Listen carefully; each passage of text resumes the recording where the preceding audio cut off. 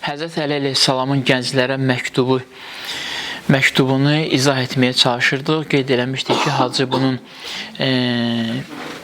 bir neçə cümləsini izah edib, təqribən 13 xütbə yerləşdirilib, internetdə var, ardını davam edirik. Bu cümlədə qalmışdıq ki, və nəvvirhu bil hikmə. Buyurur Həzrət Əli əleyhissalam ki, gənc qəlbini hikmətlə nurlandırsın. Biz nur haqqında danışmışdıq keçən çıxışda. İndi isə hikmət haqqında danışaq ki, necə olur hikmətlə insanın qəlbi nurlanır. Həzrət Əli əleyhissalam nəyi qeyd etmək istəyir? Hikmət sözünü izah edirlər, deyirlər, hikmət hər şeyi öz yerində düzgün təyin etməkdir. Hər şey öz yerində düzgün qərar verməkdir. Bəzən bu ifadəni ədalət üçün də işlədirlər, amma məhz ədalət prinsipi ilə hər şeyi öz yerində təyin eləmək olmur bəzən. Ədalət prinsipinə yanaşsaq. Misal olaraq, insan bəzən öz atdığı addımları, özünün bacarıqlarını digərindən də tələb eləyir, amma çox vaxt qarşı tərəfin davranışları, qarşı tərəfin gücü buna çatmadıqda insan məhz ədalət eyneyi ilə baxır, ədalət tələb edir hər səhnədə. Qarşı tərəfin gücü çatmayanda artıq o qınanılmağa başlayır. Ədalət tələb eləmək üçün, ümumiyyətlə, ədalətin içində insaf olmadıqda, mərhəmət olmadıqda o ədalət olmur, quru qanundan ibarət olur. Quru qanunlar da heç vaxt cəmiyyəti xoşbəxt eləyənməz. Quru qanunlara riayət etsə, təsəvvür edin ki, bir cəmiyyət quru qanunlara riayət eləyir, məhz qanunla yaşayır, heç bir qanunsuzluq olmur. O cəmiyyətin ürəyində heç vaxt aramlıq ola bilməz. Çünki sırf qanun qorxusundan olacaq. Yadımdadır ki, Hacı bu mövzulara da toxunub. Ona görə deyirlər, o ədalət ki, onun mərhəmətlə qarışığı olsun. Deyirlər, İmam Zaman əleyhissalam gəlib ədalət bərpa eləyəcək dünyada, amma hansı ədalət? O ədalətin nuraniyyəti var, sırf quru qanun deyil. O ədalətin nuraniyyəti var. Hikmət qeyd elədik ki, hər şeyi öz yerində qərar verməkdir. Həzrət Əli əleyhissalam buyurur ki, qəlbinizi hikmətlə nurlandırın. Hikmət bir şeyi bilməkdir həm də.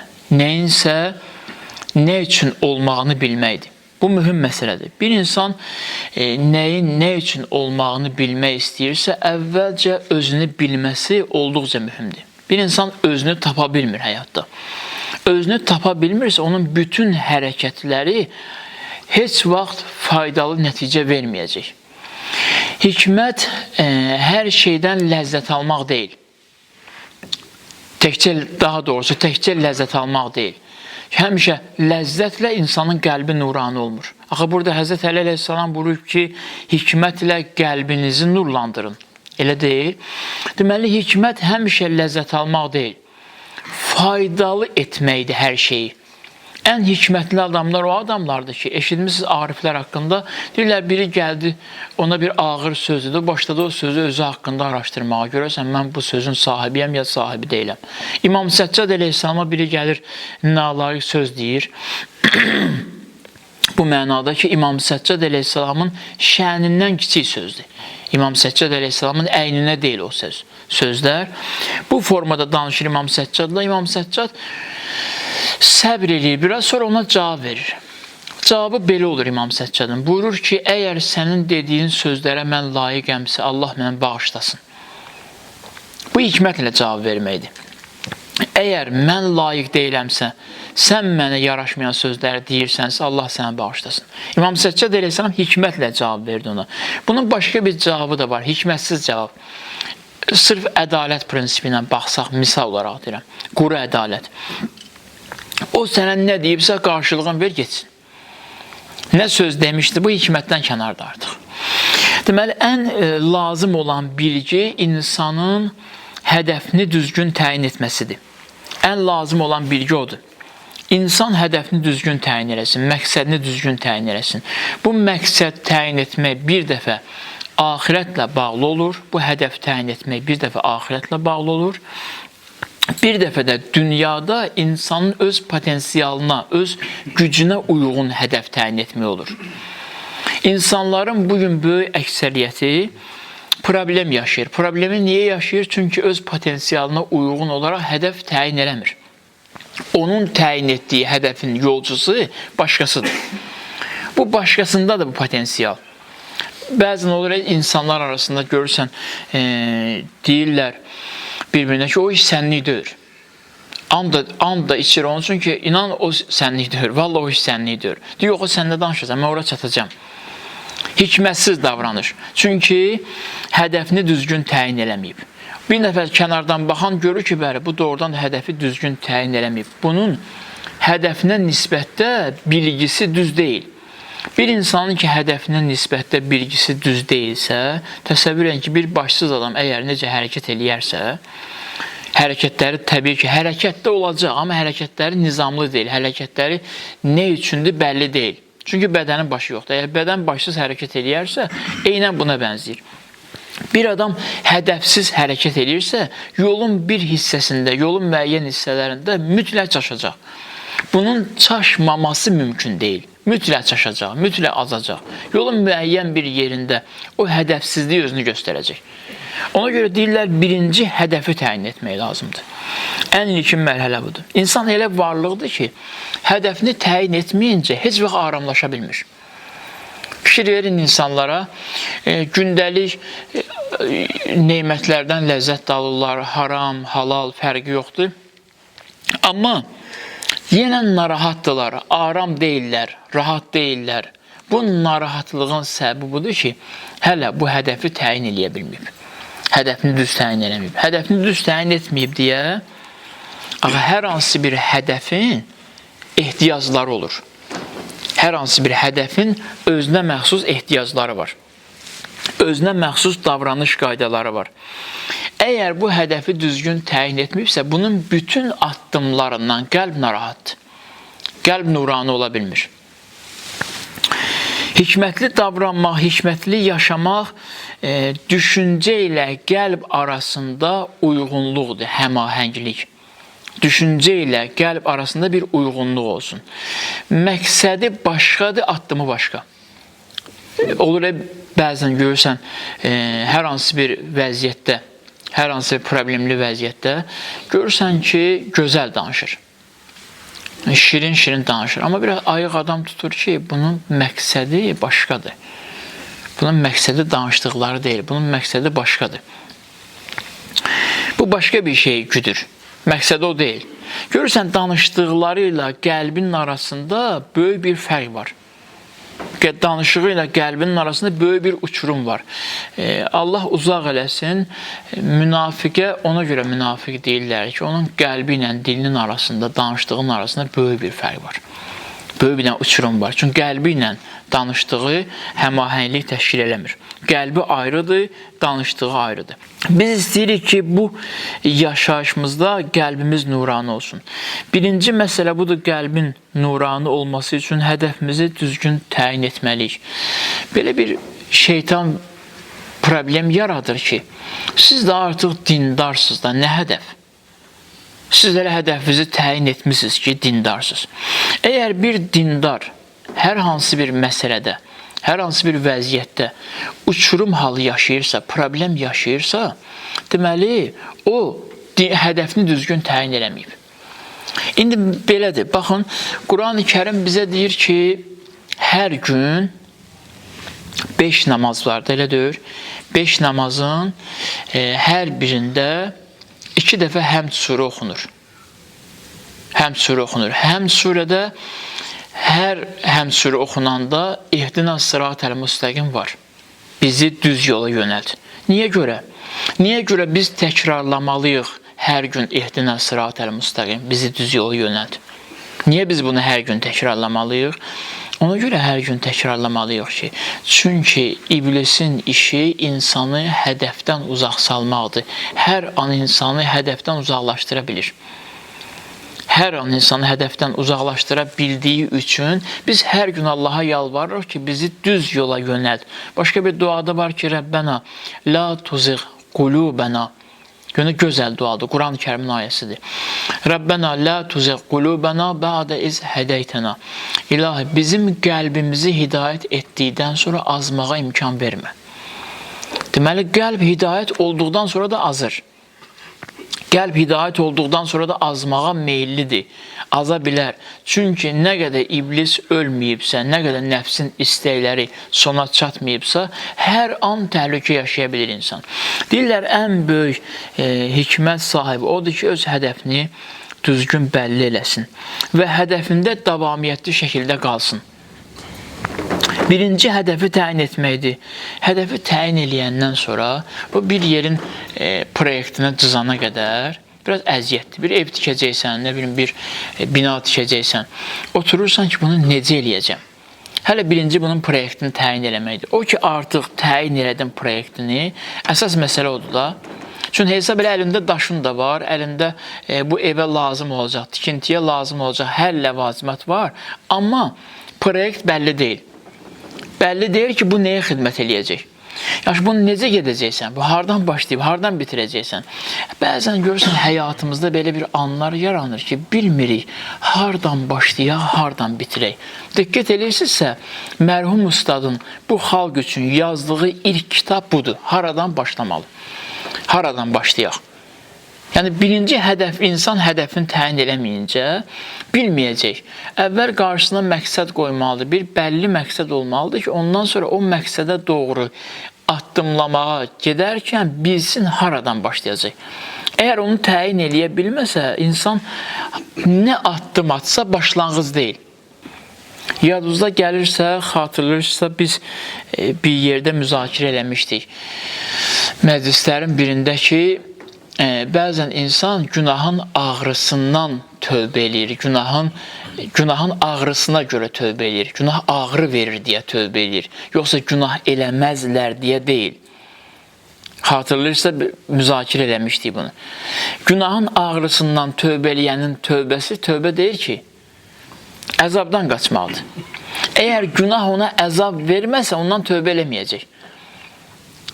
Günah əzab verməsə tövbə eləməyəcək. Ona görə də o kiçik günahlarda rahat-rahat o günahları eləyirəm, çünki onların əzab ağrısı yoxdur. Harada gəlir onun ağrısı? Böyük günahlarda gəlir onun ağrısı. Ona görə ağrıya görə orada tövbə edirəm. Böyük günahlar gedir, amma o ki, cəmiyyətin adi baxdığı məsələlərdə, o məsələlərdə mən diqqətçil deyirəm. O heç tövbəsinə ehtiyac da duymuram. Deməli, birinci mərhələdə hədəf bəlli olmalıdır. Hədəf bəlli olandan sonra insan məlumatlanmalıdır. Hər kəsə vacibdir ki, dini haqqında bilgi əldə eləsin, köklü bilgi əldə eləsin. Biraz maraqlanaq görək ki, bizim dini bilgilərimiz hardandır? Bizim dini bilgilərimiz yarımçıq getdiyimiz xütbələrdən, yarımçıq paylaşılmış sosial şəbəkələrdə çıxışlardan, elədir. Bir dəfər otursun köklü dini haqqında məlumat əldə eləsin. Bir nəyə bənzəyir? İş olmayıb bir nəfər üçün, görüb ki, iş tapılmır onun üçün, gəlib artıq dülgərliklə məşğuldur. O sonda nə işlə məşğul olsa, o dülgərliyi nə qədər qabağa aparsa, yarımçıq eləyəcək onu. Çünki onu əvvəlindən başlamayıb. Yarımçıq başlayıb. Mərhum ustadın çıxışlarının birində var ki, ustad buyurur ki, hətta bir adam hər bildiyini danışırsa hikmətsiz adamdır. Hər bildiyini danışır. Hər bildiyini danışsa onun hikməti yoxdur. Çünki o bunu burada danışarlar ya danışmazlar, ondan xəbəri yoxdur.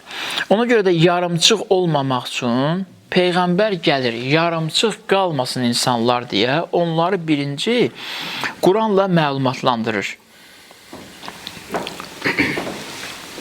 Huvəl-ləzi bə'sə fil-ummiyyinə rəsulən minhum yətlu aleyhim əyəti. Baxın, görün qəşəngdir. Bunun üzərində biraz düşünək, kömək eləyin mənə. Allah Peyğəmbəri seçdi ki, ilkin olaraq məlumatlandırsın. Peyğəmbər gəlsin, məlumatlandırsın. Nə eləmə? Peyğəmbərin məlumatlandırmağı necə olacaq? Peyğəmbər necə məlumatlandıracaq? Peyğəmbər məlumatlandıracaq ki, hədəf haradır, biz haradayıq və gedəcəyimiz yer haradır. Təvhid.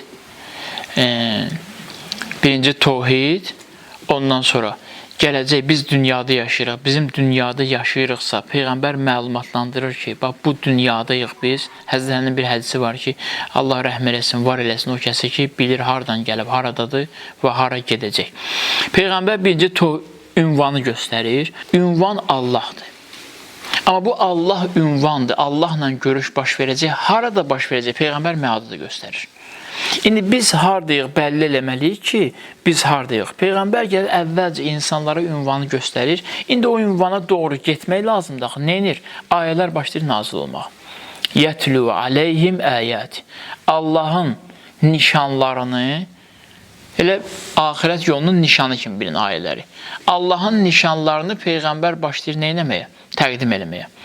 Bu axı bundan nəsə gözləyəcəmsə mən, bundan nəsə istəyəcəmsə həyata keçirsin. O hədəf ki, bəlli elədim onun üçün, la ilahə illallah, o hədəfi ki, bəlli elədim onun üçün, bu hədəfə doğru getməyi istəyəcəm axı ondan. Bu getməyi istəyəcəmsə, bu getmək yolunda buna azuqə lazımdır. Bu məlumatsız gedə bilməz. Deməli, ilkin mərhələdə hədəf bəlli olandan sonra, yolu bəlli eləyəndən sonra, bu yolun yolçuluğu üçün bizə lazım olan nələrdirsə, onları bilməliyik. Ona görə deyirlər ki, əgər bir adamı oxumamaq, bir adamı çalışmamaq, məlumatlanmamaq səbəbindən bir şəxs günah edəcəksə, onun oxuması vacibdir. Namaz necə vacibdir, o da vacibdir. Şəriət etibarilə belə vacibdir. Çünki bu oxumasan, məlumatlı olmasan, sən günah edirsən. Necə bilgi əldə eləməlisən, nəyə əldə eləməlisən? Bir gün heç bir informasiya qəbul eləməyin. Sosial şəbəkədən bir təcrübədən keçirin də, nə olacaq ki, aləm dağılmayacaq ki, elə deyil. Telefonla vacib işlərimizi, misal üçün deyirəm, həll edin. Ancaq vacib işləri, zəng falan, bunları həll edin. Bir gün heç bir informasiya axınına baxmayın, məlumat axınına baxmayın. O axır tökülür sənin ürəyivə, düşüncəvə, gözün görür, təsvirini çəkir, atır, qulağın eşidir, onun məlumatını atır. Bunlar hamısı insan ruhunda cilvələnir. Qarışıq məlumatlar cilvələndiyi üçün insan hədəfini bəlli eləyəmir. Bugünün gəncini necə hədəfdən yayındırırlar? Misal olaraq deyirəm, fikir versəz, sosial şəbəkələrin müəyyəni var. Bugün ən aktualı TikTok'dur da, elə deyil. Fikir ver, qarışıq şəkildə sənə məlumat ötürür. Hər şeyi neçə saniyə verir sənə. Bir dənə qarşıva, mən ən yaxşılarını deyirəm də, bir dənə qarşıva çıxdı, misal üçün, taxtadan ev düzəldirlər. Keçdi ardıca şüşədən akvarium düzəldirlər. Onun ardıca keçdi müəllim dərs deyir. Onun ardıca keçdi Axund mənbərdə danışır. Bunlar bu qarışıq məlumatların içində insan hədəfini bəlli eləməsə, bunların içində əsir olur qalır. Bunu niyə görə eləyib? Bu bəşəriyyətin sevirlər, bu cəmiyyəti sevirlər, buna görə eləyirlər, yox. Bunu ona görə eləyiblər ki, səni həmişə qarışıq vəziyyətdə saxlasınlar. Bu prosesin qurulması onun üçündür. İndi sual yaranır ki, biz bu platformadan istifadə eləməyək, biz bu şəbəkədən istifadə eləməyək, yox. Din gəlir sənə deyir ki, sən elə bir formada istifadə eləməlisən ki, o səni idarə eləməsin, sən onu idarə eləyəsən. Səni idarə eləyən olmasın, bir nəfərin belə haqqı yoxdur ki, səni idarə eləsin. Çünki heç kəs sənin üçün düzgün vəzifə, sənin üçün düzgün məsuliyyət təyin edə bilməz. Çünki sən öz hədəfin var. Əgər varsa, əgər hədəfim yoxdursa, mən bu ömrümün bütün günlərini yalnız və yalnız başqalarının hədəfinə xərcləməli oluram. Başqa bir tərəfi yoxdur. Böyük bir arifin çıxışından deyirəmsə, yəni məhz özüm dinləmişəm onu, o deyir ki, bir nəfərin məqsədi irfan olsa, məqsədi irfanı öyrənim. Məqsədi budur. Başqa məqsədi yoxdur. Deyir ki, o yolunu azıb. Bir nəfərin məqsədi fəlsəfə olsa, məhz fəlsəfədir. Deyir, yolunu azıb.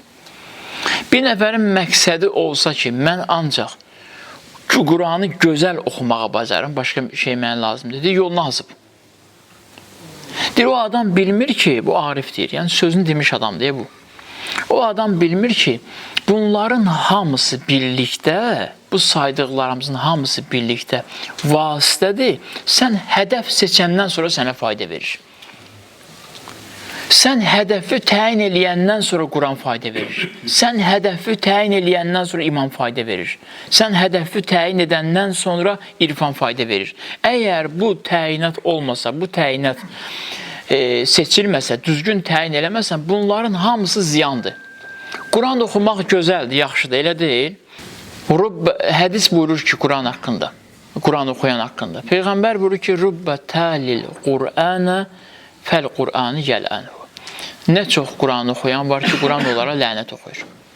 Maraqda, bu Quran oxuyur. Deməli, məqsəd Quran oxumaq deyil. Məqsəd Qurandan faydalanıb Allaha tərəf getməkdir. Məqsəd budur. Ona görə deyirlər ki, əgər biliyin yanında, deyirlər, zehin, düşüncə biliyin yeridir, qəlbi isə yaşayış tərzinin yeridir. Qəlblə yaşayış tərzini seçirsən, düşüncə ilə bilik əldə edirsən, o yaşayış tərzini seçdiyin qəlblə ona kömək edirsən. Bilik qəlbə kömək eləmək üçündür. Başqa bir şeyə lazım deyil. Başqa heç bir şey üçün lazım deyil. O vaxt ustadlardan biri deyirdi ki, bir əqaid ustadı vardı. Təsəvvür eləyin, cəmaata Allahın təkliyindən dərs keçib. Sübutlu, dəlilli şəkildə. Cəmaata Allahın təkliyindən dərs keçib. Allahın təkliyindən danışıb. Sübut edib ki, Allah təkdir. Dərsi bu olub da yəni. Deyirlər, dünyadan köçəndə Allah inkar elədi, köçdü. Allahın təkliyindən danışırdı. Bilirsiniz niyə? Çünki onun məqsədi əqaid mövzusunda, inanc mövzusunda hamıdan yüksək olmaq olub. Ona görə o Allaha çatmadı. Yüksəkliyə, cəmiyyət gözündə yüksəkliyə çatdı, amma Allaha çatmadı. Çünki onun məqsədi o deyildi. Məqsədə düz təyin eləməyib. O qeyd etdiyim Arif buyurur ki, insan namazda belə, namaz qılarkən, namazı qıla-qıla düşünsə ki, əqaid bəhsində tovhidin ən həssas məsələlərini belə düşünsə, namaz qıla-qıla. Namaz qılır, onu düşünür. Deyir, bunu belə düşünsə, deyir, onun namaz halı hüzur-u qəlblə deyil, xuşu halında deyil. Onun namazı düz deyil.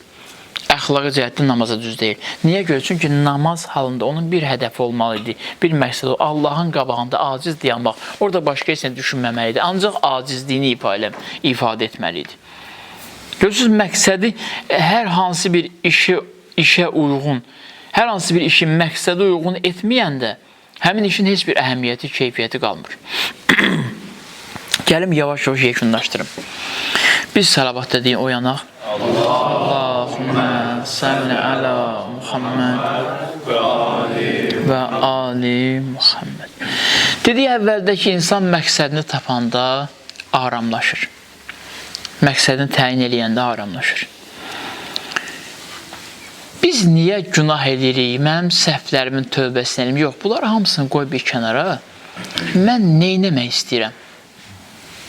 Bu mühüm məsələdir. Allah'ın olsun ki, mühüm məsələdir. Mən neynəmək istəyirəm?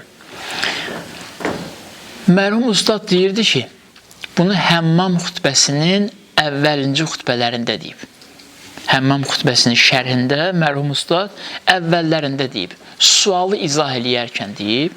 Deyir ki, buyururdu ki, bəzi suallar var. Bu sualları bölürdü neçə növə. Deyir, müəyyən suallar var ki, onların insan ürəyində olması, insan düşüncəsində olması insanın qəlbini nuranı eləyir. İnsanın qəlbini nuranı saxlayır. O suallardan biri budur. Ustadın qeyd etdiyi suallardan biri budur. Deyir, onu düşünmək, mən nə eləmək istəyirəm? Mənim məqsədim nədir bu həyatda? Bilmirəm, mən deyə bu sualları verirsə özünüzə, ya yox, verirsəz çox əli olar. Mən niyə yaşayıram bu həyatda? Bir var ki, cəhənnəmdə dünyaya gəlmişik. Diqqətiniz məndə olsun. Bir var ki, da cəhənnəmdə dünyaya gəlmişik. Niyə gəlmişik də bu qayıtmaq mümkün deyil. Yaşayaq da bir tə, yox, belə yox. Belə yox. Yaşayışın içində iman odur da, yaşayışın içində sən özün dəqiq bir yaşayış haqqında seçim edirsən. Ona görə mömin çoxuna bənzəmir də. Fikir verin, Peyğəmbər zamanından möminləri sayılır. Peyğəmbər zamanından bizim zamana təqvalı insanları sayılır. Möminləri sayılır. Kimlər çıxır mömin olaraq ortaya? Əbazar Qəffari, Səlman Farsi, Əmmar Yasir, Meysəm Təmmar, Həbibni Məzahir, bir neçə. O qədər insandan, o qədər la ilahe illallah deyən insanlar niyə bunlar? Fikir verin. Çünki onlar hədəflərini bəlli eləmişdilər. Hədəflərini düzgün təyin eləmişdilər. Ona görə də bizim əsas məqsədimiz, əgər istəyirik qəlb nurani olsun, qəlb elmlə nurani olsun. Hansı elmlə qəlb nurani olur? İnsanın gücü çatmayacağı şeyi seçəndə, onun ardıca gedə bilmədiyindən qəlbi qaralır, heç özü çata bilmir və nəticədə o sahəni, o postu tutan insanlara qarşı insan bədbin olur, kin-küdurətli olur, nəticə etibarilə qəlb ölür, çıxır gedir və s. Bu özünə gələ bilmir. Çünki, baxın, bir dənə özü düzgün təyin etmədi, gəldi həmin yerə çata bilmədi, düzgün hesablamadı, məqsədini bəlli eləmədi. Bugün fikir verin, nə qədər təsəvvürlə universitet tələbələri də oxuyurlar, hərəsi bir yerdə oxuyur, amma məqsədlərini başqaları təyin ediblər, özləri təyin eləmirlər. Ya həmin sahə pulludur, ona görə təyin ediblər.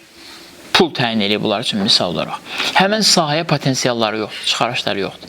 İndi onlar o sahədə uğur qazana bilməyəndə, həmin sahədə kim işləyir? Kimlər o sahədə fəaliyyət göstərirsə, uğur qazanıbsa, onlara qarşı hamısına bədbin olacaqlar. Onlara kim bəsləyəcəklər? Əvvəldə şəhidlərimizi qeyd elədik. Şəhidlik can sıramaq deyil. İzah eləyə bilirəm. Can bu sırıyasan getsin. Şəhidlik budur ki, misal olaraq, hədəfin əgər bu olsa, onda sən hədəfin çox kiçikdir. Onda sən egoist oldun. Mən şəhid olum ki, mən xilas olum. Yox, şəhidin fəlsəfəsi bu deyil ki, mən ölüm, hamı xilas olsun. Amma İmam Hüseyin əleyhissalam deyir adama ki, sən olduğun yerdə bizlə ol, şəhidsən. Başın yastıqda da dünyavı dəyişsən, şəhidsən, torpağın üstündə, qanın içində də dünyavı dəyişsən, şəhidsən. Amma sən düz hədəfdə ol. Ona görə deyirlər, hər kəs Allaha tərəf yola çıxsa, sümmə yudrikhul mevt, sonra yolda ölüm yaxaladı onu. Çıxıb, hədəfin bəlli eləyib, qəsd eləmişdi, məqsəd qoymuşdu ki, vəssalam, artıq mən Allaha tərəf getməliyəm. Sonra öldü. Nə buyurur haqqında? Görün, nə qədər mühümdür məqsədi seçmək. Sonra buyurur haqqında ki, fəəcruhu aləllah, mükafatı Allahın boynuna deyə bunun. Çünki Allahın qonaqlığına gedirdi. Bunun mükafatı Allahın boynunadır. Deməli, məqsədi düzgün təyin etdiyi üçün, yola çıxdığı üçün biz ya məqsədimizi çox vaxt düzgün təyin eləmirik, ümumiyyətlə məqsəd olmur və yaxud da məqsədə təyin edirik, yola çıxmırıq. Allah rəhmət eləsin mərhum Behçət ağanı. Behçət ağanın məqsədi Allaha çatmaq idi. Və çox eşitmişsiniz onun haqqında. Onun məqsədi Allaha çatmaq idi. Atası göstəriş verdi ona ki, müstəhəblərin heç birini sənə icazə vermirəm eləməyə. Heç bir müstəhəbi həyata keçirmə. Bunun məqsədi Allaha çatmaqdır, elə deyil. Bunun məqsədi müstəhəbbi eləmək deyil. Müstəhəbbi etmək deyil deyə, Allaha çatmaqdır deyə. Atası tapşırıq verdi ki, bu müstəhəbləri eləmə, dedi baş üstə. Deyirlər Behçət ağaya ki, necə oldu ucaldın? Necə oldu ucaldın sən? Buyurur ki, atama itaat elədim. Heç bir müstəhəb iş görmədim oxuduğum zaman, ancaq vacibləri həyata keçirdim. Çünki atam demişdi ki, müstəhəbləri mənim haqqımdır ki, icazə verməsəm, edə bilməzsən, eləmə, ancaq vacibləri elə. Deyir, vaciblərlə gəldim, yetişdim. Bir yerə gəlib çatdı ki, onların hamısının ustadı Seyd Əli Qazi olub. Hər biriniz bilirsiniz, Seyd Əli Qazi bunların ustadı olub, Əllamə Qazi. Ki, qəbri Vadüssalam qəbrisanda onda ziyarət eləmiş. Seyd Əli Qazi bir gün dedi Behçət ağa ki, cavan idi Behçət ağa, yeni həddi yetkinlik yaşına çatırdı. Deyirlər, hələ üzünə yeni tük çıxırdı, hələ tam tük çıxmamışdı üzünə, yəni çox cavan idi, belə deyirlər. Seyid Əli Qazi buyurdu ki, xahiş elədi ondan ki, keç qabaqda piş namaz deyən, mən bugün namazımı sənə iqtida eləmək istəyirəm. Yəni, bunların hamısının ustadı budur, Seyid Əli Qazidir. Behçət ağa qabağa keçəndən sonra namaz qıldılar. Seyid Əli Qaziyə tələbələr irad nöqteyi nəzərindən deyirlər ki, axı, cavandır da, ustad, siz hara, o hara, ona niyə iqtida elədiniz və biz onu niyə iqtida eləməliyik? Belə bir cümlə buyurur haqqında, deyir ki, Behçətin namaz qılarkən, Behçətin ürəyində, ruhunda dünyadan heç bir iz qalmır onda. Ona görə mən də arzulayırdım ki, mən də heç olmasa Behçət kimi birinə iqtida eləyib namazımı qıla bilim. Çünki məqsədi bir idi, bilirdi nə üçün getmişdi. Fikir versəz, bəzən yekunlaşdırım da, bəzən biz istəyirik ki, məqsədimizi ki, bəlli eləməmişik, istəyirik ki, biz istədiyimiz formada xidmət eləyək. İzah eləyə bilirəm, istədiyimiz formada xidmət göstərək. Ne üçün? Çünki məqsədimiz bəllidir, hədəfimiz yoxdur. Hədəfimiz olmadığı üçün həmişə hər şeyin rahatını seçirik. Amma onlar, ariflər gəliblər ən çətin yerlərdə, ən həssas yerlərdə, insanların heç kimin diqqət ayırmadığı yerlərdə, məqsədləri ki, düz olduğu üçün gəliblər ən həssas yerlərdə elə rəftar ediblər ki, heç kəs onların ikincisini eləyə bilməyib. Ariflərdən biri vardı, səhv etmirəmsə, Şeyx Ənsari alimlərdən, böyük alimlərdən olub. Gördü, cəmaat elmsizdir, savadsızdır, çox savadsızdır cəmaat, yəni dini məlumat, dini inanc artıq yatıb. Deyir, neynədir? Gəldi, dedi ki, mən elmli olub qayıtmalıyam, insanları Allah elmindən xəbərdar eləməliyəm. Deyir, gəldin Nəcəfə, Nəcəfdə deyirlər ona ki, məktub gəlib sənində. O əvvəl mesaj yox idi da, yəni məktubla biri məktublaşırlar. Məktub gəlib. Açmırdı ki, deyirlər onun üçün açmırdı məktubu ki, birdən nəsə bir xəbər olar, mənim hisslərimə toxunar, təsir eləyər, mən təhsili yarımçıq qoymuş olaram. Amma mənə öz istəyimlə oxumuram, vacibdir mənə ki, oxuyum, gedim insanlara xidmət eləyim. Yaxşı, açmırdı, deyir, təhsil müddətini bitirdikdən sonra, o vaxt belə deyir də, həftə 6 bazar gəlsinlər evə. O vaxt gedirlər, illərlə qalırlar orada. Təhsil müddətini bitirdikdən sonra məktubların birinin içində açdı ki, xəbər göndəriblər ki, ən əzizin dünyasını dəyişib. Valideynlərindən biri dünyasını dəyişib. Deyir, mən bunu açsaydım, bi əbi əntum və ümmi, anam atam sizə qurban olsun mənası bəzən belə olur ki, insana bir şey vacib olur. Heç kəsə bu şey buna vacib olduğu qədər olmur. O vacib, məqsəd düzgün olsa, o vacibatı həyata keçirir. Bəzən adam valideyni də qurban verir insanlara xidmətin yolunda. Allah bəndələrin xidmət yolunda. Hətta yazırlar haqqında ki, onun bir gözü tam görmürdü.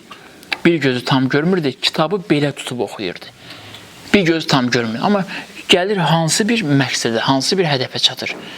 Elə böyük bir mərtəbəyə gəlir çatır ki, Şeyx Ənsari alimlər arasında bugün də Nəcəfdə qəbri də Həzrət Əli əleyhissalamın hərəmindədir. Elə Həzrət Əli əleyhissalam hərəminə daxil olun, onun qəbri də oradadır. Şeyx Ənsari belə bir uca zirvəyə çatır. Nəyin bahasına? O qədər kasıb həyat yaşayır ki, o qədər çətin həyat yaşayır ki, hətta su olmur deyirlər bir müddət içməyə. Bir yerdən su içirmiş, xəbər yoxdur o su içirmiş. Amma içməli su deyilmiş həmin su. Heç bir şərait olmur. Bu cür bir şəraitsizlikdə yaşayır. Amma axırda gəlir, Allah insanların dilinə ona belə deyir. Şeyx Ənsari. Şeyx Ənsari olaraq qalır. Amma Şeyx Ənsariliyi belə ona gəlib mənfi təsir edə bilmiş. Gəlir bir uşaq yanına, bir cavan tələbə yanına dərs oxumağa, o Şeyx Ənsari olur.